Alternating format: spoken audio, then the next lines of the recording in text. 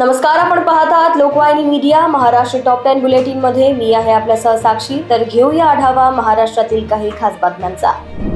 अकोल्यात मुसळधार पावसाने जनजीवन विस्कळीत. जठार पेठेत झाड 20 तारांवर कोसळून वीज पुरवठा खंडित. दुरुस्तीचे काम युद्धपातळीवर सुरू.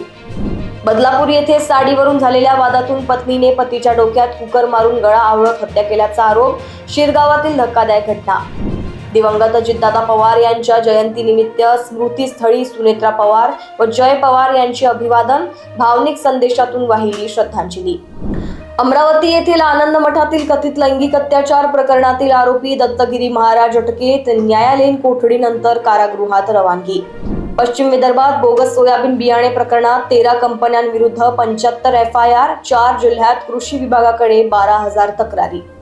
भंडारा येथे मुसळधार पावसाने वैनगंगेची पाणी पातळी वाढली. खमारी पूल जलमय. कारधा जुना पूल वाहतुकीसाठी बंद.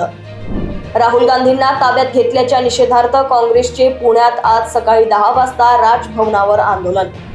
झाड दुर्घटनांवरून मुंबई महापालिकेविरोधात मनसेचे आज आंदोलन. आयुक्तांना जाब विचारत अहवालवरही उपस्थित केले प्रश्नचिन्ह. राजकीय सामाजिक आंदोलनातील गुन्हे मागे घेण्याची मुदत वाढली. 31 जुलै 2026 पर्यंत.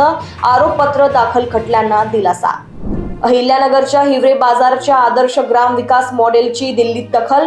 कुतुब मिनारच्या लेझर शो मध्ये झळकली यशोगाथा.